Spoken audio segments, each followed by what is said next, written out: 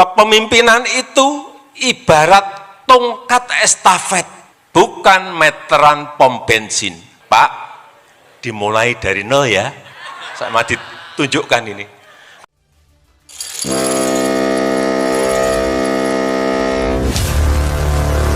Pemutaran kemudi kapal ini menandakan bahwa peluncuran ini untuk mengawal pembangunan Indonesia untuk mewujudkan Indonesia Emas 2045.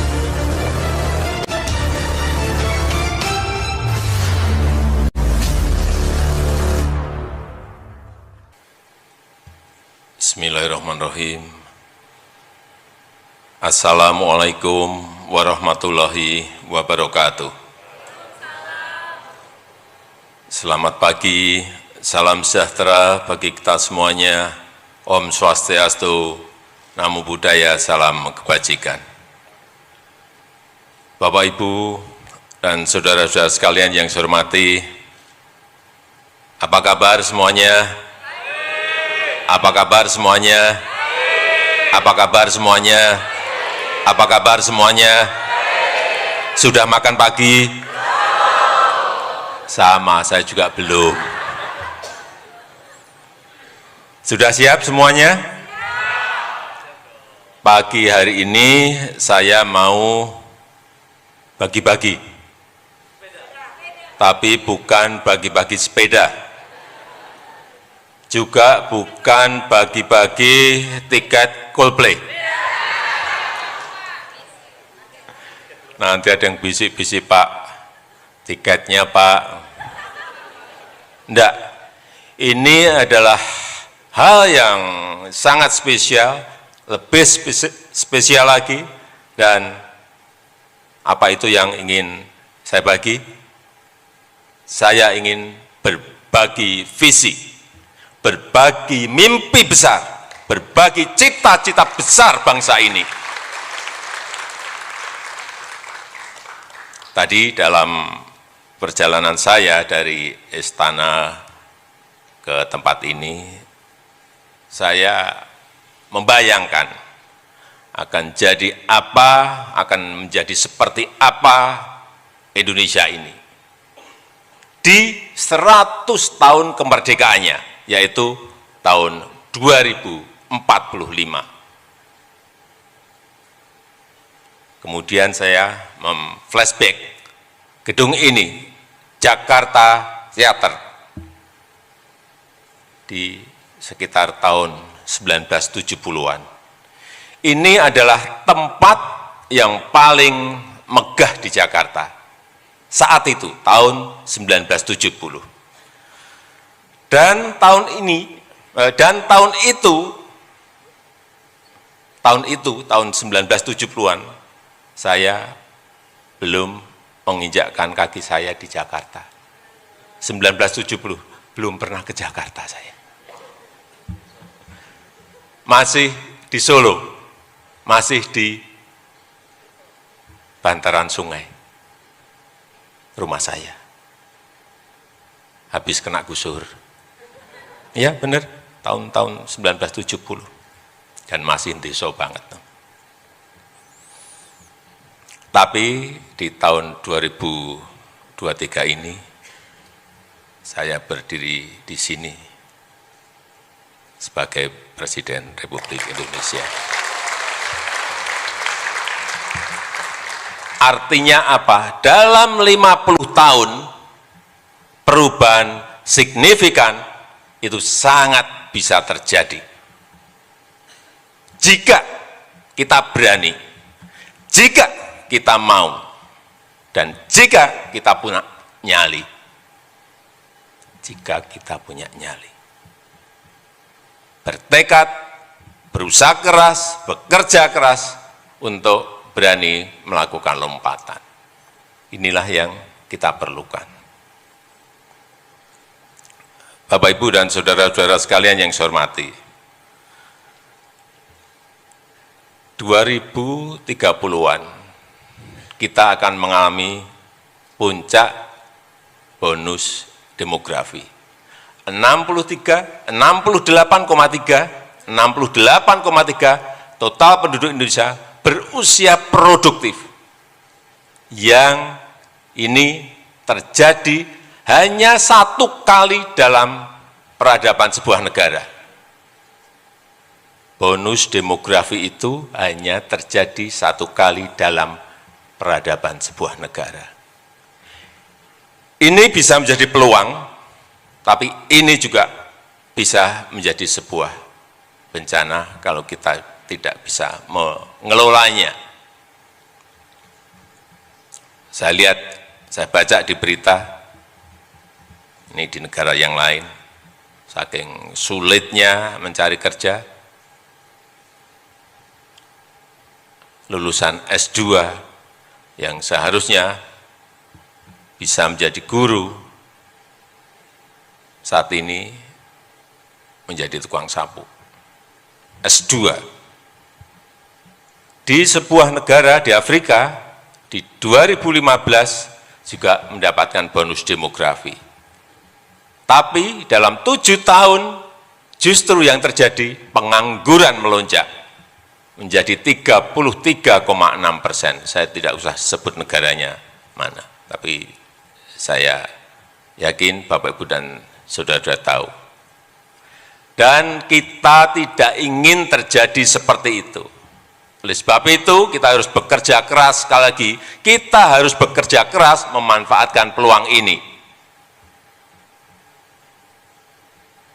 Kita harus punya perencanaan taktis, bukan perencanaan tapi perencanaan taktis. Visinya juga visi taktis.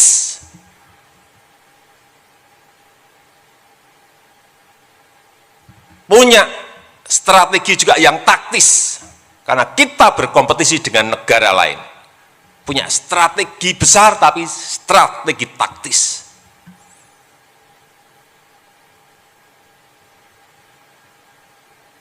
Itu yang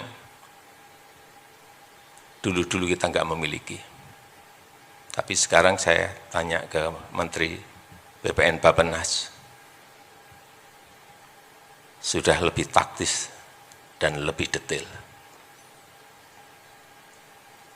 Sekali lagi, karena kita berhadapan dengan kompetisi dengan negara-negara lain. Nggak bisa lagi kita kayak dulu-dulu memakai istilah-istilah yang absurd. Pengembangan, apa itu pengembangan? Penguatan, apa itu penguatan? Pemberdayaan, harus to the point apanya, harus taktis apanya,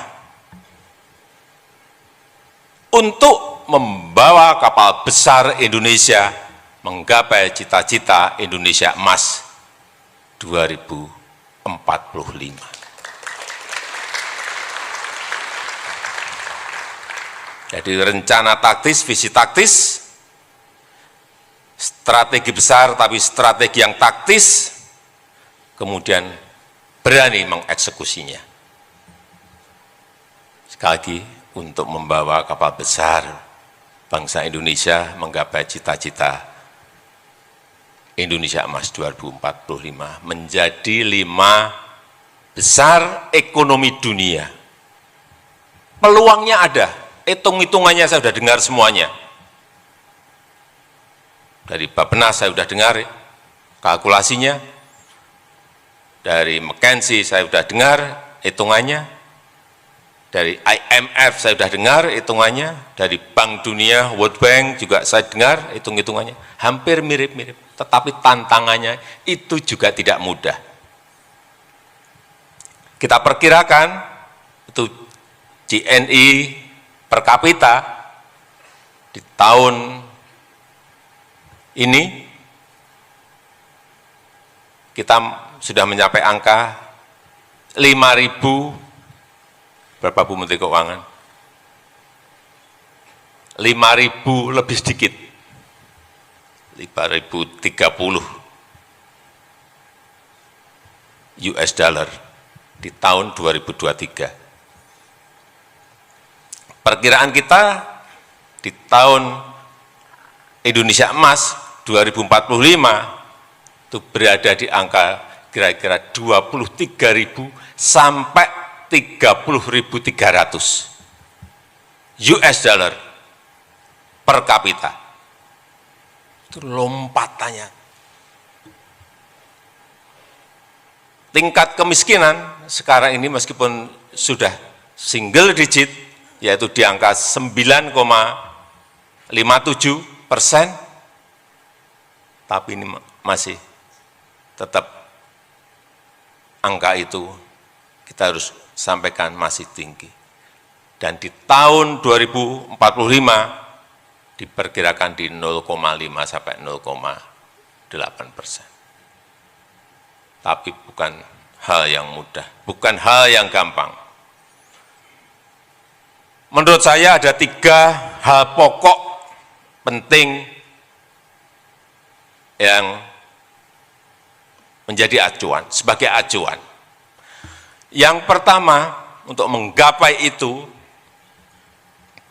yang pertama, ini penting stabilitas bangsa ini harus terjaga.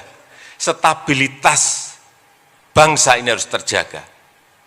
Tidak ada satu negara pun yang berhasil mencapai sebuah kemakmuran saat kondisinya tidak stabil, nggak ada. Tunjukkan negara mana. Saat negaranya terpecah, nggak akan yang namanya mencapai kemakmuran. Negara itu berkonflik, nggak akan tercapai yang namanya itu kemakmuran. Kisruh terus, nggak akan yang namanya akan mencapai sebuah kemakmuran. Sekali lagi, stabilitas. Yang kedua, harus ada keberlanjutan dan kesinambungan. Harus. Kalau sudah kepemimpinan 1, kedua, ketiga sudah sampai ke SMA, mestinya kepemimpinan yang keempat itu diteruskan untuk masuk ke universitas. Jangan balik lagi ke SD lagi. Setuju? Kepemimpinan itu ibarat tongkat estafet. Sekali lagi, kepemimpinan itu ibarat tongkat estafet. Bukan meteran pom bensin. Kalau meteran pom bensin itu, Pak, dimulai dari nol ya, sama ditunjukkan ini. Apakah kita mau seperti itu? Enggak kan? Masa kayak meteran pom bensin? Mestinya kalau sudah dari TK, SD, SMP, ini ya kepemimpinan berikut masuk ke SMA, universitas. Nanti kepemimpinan berikut masuk ke S2, S3. Mestinya seperti itu.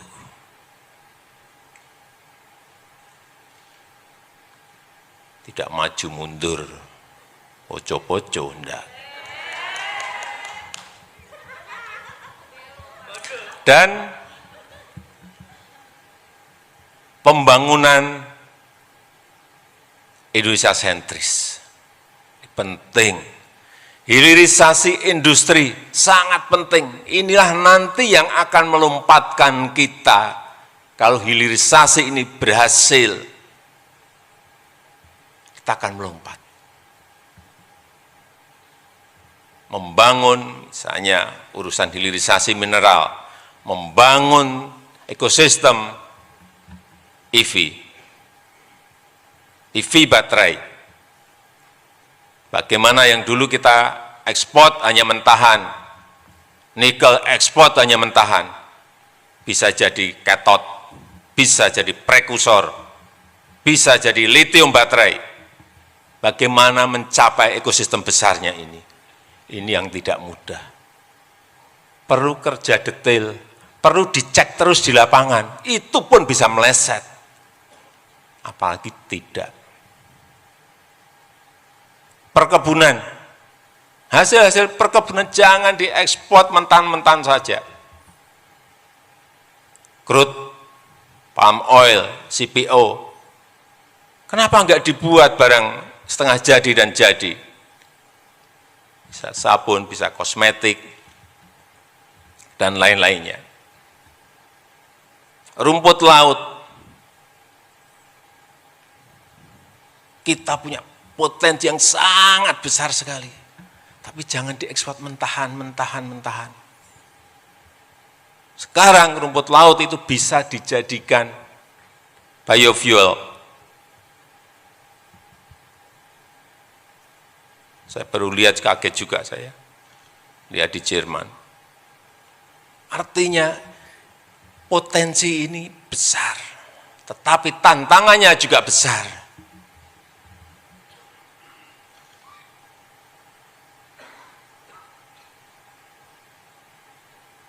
Kemudian yang kedua, IKN Nusantara, Ibu Kota Nusantara. Banyak yang bertanya ke saya, untuk apa sih Pak?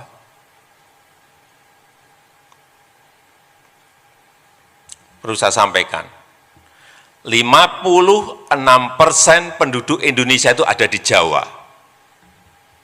Dan yang terpadat itu di Jakarta. 56% penduduk kita ada di Jawa, berarti 149 juta dari 17.000 pulau, itu 149 juta itu ada di Pulau Jawa. Itu perlu pemerataan. GDP ekonomi kita 58% itu juga ada di Jawa. Yang 17.000 pulau yang lainnya diberi bagian apa?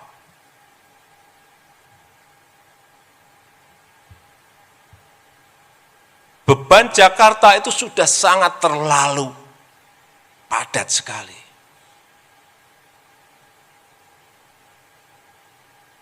Sebagai kota pendidikan, sebagai kota pariwisata, sebagai kota bisnis, sebagai kota ekonomi, sebagai kota pemerintahan, macet semua kita sekarang ini, di mana-mana.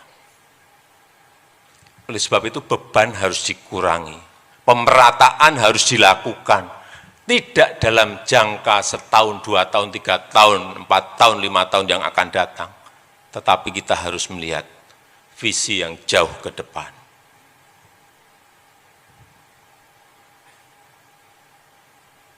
Oleh sebab itu, hilirisasi IKN Nusantara ini harus diperkuat, harus dilanjutkan, harus ditingkatkan. Kemudian yang ketiga adalah SDM, sumber daya manusia. Ini kekuatan besar kita. Jangan, tapi juga jangan hanya menang dari segi jumlah, tetapi juga harus dari segi kualitas SDM-nya. Baik secara fisik, skill, karakter produktif, dan karakter disiplin. Ini yang harus kita benahi total, termasuk penguasaan iptek.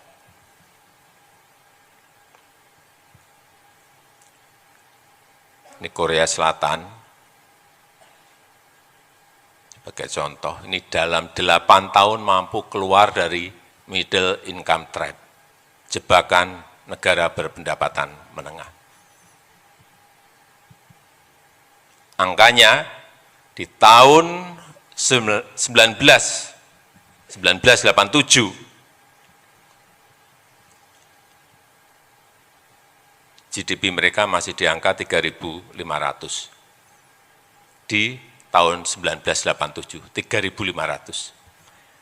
Kemudian GDP di tahun 1995, 8 tahun setelah itu, melompat menjadi 11.800. Lompatan seperti inilah yang perlu kita tiru. Perlu kita contoh. Karena apa? Karena kualitas SDM-nya. Yang fokus pada teknologi dan produktivitas. Bapak, Ibu, dan saudara-saudara sekalian, Indonesia emas tidak bisa hadir otomatis. Tapi, sekali lagi, butuh direncanakan dengan baik. butuh fokus yang sama, butuh panduan, butuh haluan. Sehingga saya harap RPJPN yang diluncurkan ini dapat menjadi pedoman kita bersama. Apa sih pedoman kita? Ada di situ. Dan terlepas dari itu semua, bagaimanapun baiknya sebuah perencanaan, bagaimanapun baiknya sebuah perencanaan akan sia-sia jika tidak dibarengi dengan kemampuan eksekusi yang baik. Nggak ada artinya. Oleh sebab itu, untuk mencapai Indonesia Emas 2045,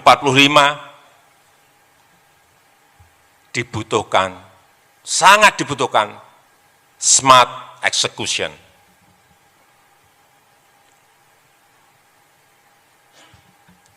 Dan dibutuhkan smart leadership. Oleh